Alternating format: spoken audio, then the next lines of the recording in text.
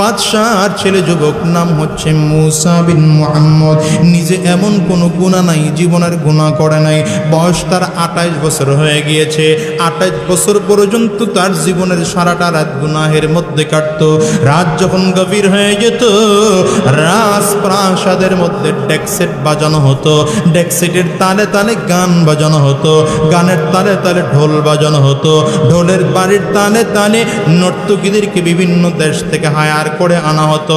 নর্তকীগুলো গানের তালে তালে ঢোলের বাড়ির তালে তালে কোমর দুলিয়ে দুলিয়ে আনন্দ আর বিনোদনের চিত্তে মেতে থাকতো যুবক মুসা বিন মুহাম্মদ। বাদশার ছেলে, আরামের কোনো অভাব নাই। দীর্ঘ 28টা বছর তার এমন করেই কেটেছে।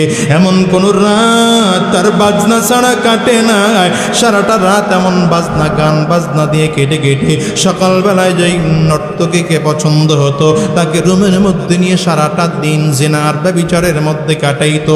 পরের দিন রাত্রিবেলা আবারও এই একই কাজ করত। 28 বছর পরে হঠাৎ করে ডেক সেট বাজতেছে, গান ঢোল তবলা বাজতেছে, নর্তকীগুলো কোমর দুলিয়ে দুলিয়ে নাচতেছে। হঠাৎ করে শুনে কোথা থেকে যেন গভীর জায়গা থেকে মধুর কণ্ঠে আল্লাহর কালামের তিলাওয়াত। আল্লাহু আকবার, চিল্লা কো। আমার মালিকের কালামের তিলাওয়াতে মজা আছে না না? আরো জোরে বলো যুবক, আছে না না? আমার আগে কারি সাইদুল ইসলাম আসাদ সাহেব কোরআন তেলাওয়াত করলেন। মনে হয় যেন শুনতেই মনে চায়, শুনতেই মনে চায়, শুনতেই মনে চায়। ঠিক কিনা জোরে বলুন। যুবক, যুবক এবার টেনশনে পড়ে গেছে। মুসা বিন মুহাম্মদ ইশারা করে গানের নর্তকীদেরকে বললেন, নাচ বন্ধ করে দাও। নাচ করা বন্ধ হয়ে গেল। ঢোলের বাড়ি যিনি দিচ্ছেন তাকে বলছেন বন্ধ করো। ইশারা করে বন্ধ করা হলো। গান গাইতেও বন্ধ করা হলো। দুইজনকে বললেন, তাড়াতাড়ি করে যাও, মহল্লার কোন জায়গায় এই কোরআন তেলাওয়াতের আওয়াজ হয়, লোকটাকে ধরে আমার কাছে নিয়ে আসো। প্রতিটি ঘর, প্রতিটি বাড়ি খুঁজে খুঁজে খুঁজে খুঁজে কোথাও পায় না। হঠাৎ করেই দেখে মহল্লার মসজিদের একটা কিনারায় একজন যুবক জীর্ণ শীর্ণ কাপড় পরিধান করে দাঁড়াইয়া দাঁড়াইয়া আমার মালিকের কালাম তেলাওয়াত করে। চমৎকার কণ্ঠের তিলাওয়াত। এই তিলাওয়াত শ্রবণ করে আস্তে আস্তে করে সময় পার হয়ে যায়। যুবক 2 রাকাত নামাজ কমপ্লিট করে যখন বসে বললেন, এইবার যুবককে আস্তে করে ডাক দেয়, ভাই রে, তোমাকে আমাদের নেতা বাদশার ছেলে মুসা বিন মুহাম্মদ যাওয়ার জন্য বলতেছে। যুবককে নিয়ে মুসা বিন মুহাম্মদের সামনে হাজির। মুসা বিন মুহাম্মদ চোখের পানি ছেড়ে কান্না করে আর ডাক দিয়া বলে, ভাই, এতক্ষণ তুমি যেই তিলাওয়াতগুলো করেছিলে আমার বড় মধুর লেগেছে, বড় মজা লেগেছে। এই তিলাওয়াত কি আমারে এখন একটু করে শোনাইবা? যুবক ডেকে বললেন, মুসা, শোনাইতে পারি, তবে শর্ত আছে। আমি নর্তকীর জায়গায় শোনাবো না, আমি এই খারাপ জায়গায় শোনাবো না। আগে আপনাকে গোসল করতে হবে, পাক পবিত্র হতে হবে। এরপরে পবিত্র নামাজ বিছাইয়া মসজিদের মধ্যে পবিত্র জায়গায় কিবলামুখী হয়ে বসে যেতে হবে। এরপরে আমি আমার মালিকের কণ্ঠের মালিকের কালাম শোনাবো। এবার মুসা বিন মুহাম্মদ চমৎকার করে গোসল করে পাক পবিত্র হইয়া যুবক পবিত্র কাপড় পরিধান করে মুসা বিন মুহাম্মদ মসজিদের মধ্যে কিবলামুখী বসে গেলেন। যুবক এইবার দাঁড়াইয়া দাঁড়াইয়া আমার মালিকের কালামের তিলাওয়াত আরম্ভ করে দিয়েছে।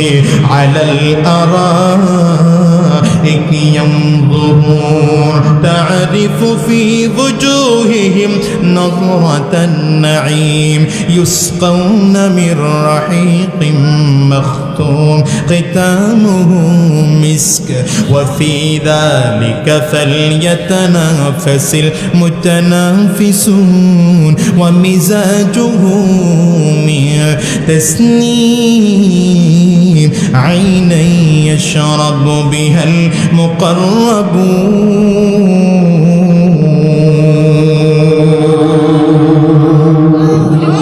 চমৎকার করে তিলাওয়াতগুলো করতেছে।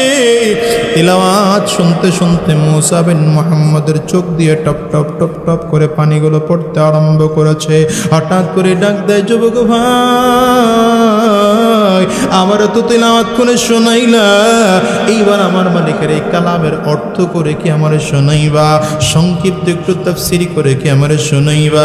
যুবক এবার দাঁড়িয়ে দাঁড়িয়ে সংক্ষিপ্ত তাফসিরি করে শোনাচ্ছেন, মালিকের কালামের তিলাওয়াতের অর্থ করে শোনাচ্ছেন। ডেকে বললেন, মুসা বিন মুহাম্মদ, এটা আমার মালিক জান্নাতি মানুষদের বর্ণনা দিয়ে বলতেছেন, আল্লাহ তাআলা জান্নাতি মানুষকে কেমন করে মেহমানদারি করাবেন, আল্লাহ তাআলা জান্নাতি মানুষকে কেমনে মেহমানদারি করাবেন। জান্নাতি মানুষগুলো কিয়ামতের ময়দানে স্বর্ণের চেয়ারের মধ্যে বসা থাকবে, স্বর্ণের চেয়ারটা মতি খোঁচন করা থাকবে। এর হঠাৎ করে ডানে আর বামে তাকাবে, লোকটার ডানে বামে তাকানোর ধরন দেখলেই মনে হবে বড় আনন্দিত, আজকের কোনোটা হাত ঢুকতেছে। এই হাতটা এত সুন্দর, হাতের মধ্যে চামড়া আছে, চামড়ার মধ্যে গোশত আছে, গোশতের মধ্যে রগ আছে, রগের মধ্যে রক্ত কণিকা আছে। এই রক্ত কণিকাগুলো ক্লিয়ার দেখা যায়। এই হাতের মধ্যে স্বর্ণের পেয়ালা, স্বর্ণের পেয়ালার মধ্যে মতি খোঁচল করা আছে। এই পেয়ালাটার মধ্যে জান্নাতি সুগন্ধি তাসনিম নামের সুগন্ধি মিশ্রিত পানীয় নিয়ে হাজির হয়ে যাবে। লোকটা পেয়ালার নিচে হাতের দিকে তাকাবে, হাতটা যদি এত সুন্দর হয়, চেহারা না জানি কত সুন্দর। আস্তে করে ডান দিকে নজর ঘোরাবে, ডান দিকে নজর ঘোরালেই হুরের ডান গালের মধ্যে এসে নজর পড়বে। নজর পড়তেই দেরি হয়, হুর বলবে, আমার দিকে তাকাইও না, আমি আর কতটুকু সুন্দরী, সামনের দিকে তাকাও, দেখো আমার মালিক তোমার জন্য কত বড় নেয়ামত রেখে দিয়েছে। ওরে কলেজার টুকরো যুবক, কথাগুলো দিলের কান দিয়ে শোনো, আমার মালিক তোমার জন্য কত বড় নেয়ামত রেখে দিয়েছে। এই কথাগুলো শুধুমাত্র তোমার জন্য বলতেছি, তোমার জন্য বলতেছি। দুনিয়ার কোনো বদমাশের দিকে নজর দিয়ে চক্ষু নষ্ট করে দিও না, বেগানা কোনো নারীর দিকে নজর দিয়ে চক্ষু নষ্ট করে দিও না, পর্দাহীন মহিলার দিকে নজর দিয়ে চক্ষু নষ্ট করে দিও না। এই চক্ষুটাকে হেফাজত করে রাখো, কিয়ামতের ময়দানে আমার আল্লাহ তাআলা তোমার জন্য কত চমৎকার পুরস্কার রেখেছেন তুমি জানো না। এইবার হুর হঠাৎ করে সামনের দিকে আল্লাহর বান্দা তাকাবে, তাকাইলেই দেখবে একজন দুইজন নয়, 70 জন হুর কাতার করে সামনের দিকে আসতেছে। এক একজনের হাতের মধ্যে ট্রে আছে, কারো হাতের মধ্যে পেয়ালা আছে, কোন কোন পেয়ালার মধ্যে তাসনিম নামের সুগন্ধি মিশ্রিত পানীয় নিয়ে হাজির হয়ে গিয়েছে। আবার কারো পেয়ালার মধ্যে কি ভুনা যেন নিয়ে আসতেছে। ওটা নরমাল কোনো ভুনা নয়, ওটা জান্নাতি মাছের কলিজা ভুনা। আল্লাহর বান্দার সামনে যে হাজির করানো হবে, হঠাৎ করে লোকটা এক একটা টুকরা মুখের মধ্যে দেবে, একটুখানি পানীয় মুখের মধ্যে দিবে, এমনি দেখবে উপর দিক থেকে একটা আলো এসে কপালের মধ্যে পড়েছে। এটা কিসের আলো? দুনিয়ার লাইটের আলোর দিকে তাকাইয়া থাকা যায় না, চোখ ধরে যায়। আর ওই আলোর দিকে তাকাইলে তাকাইতেই মনে চায়। লোকটা আস্তে করে উপর দিকে তাকাবে, হঠাৎ করেই দেখবে একজন ডাক দেয়, আসসালামু আলাইকা ইয়া ইবাদি। ওটা দুনিয়ার কোনো আলো নয়, এ আলো আমার মালিক আল্লাহর নূর।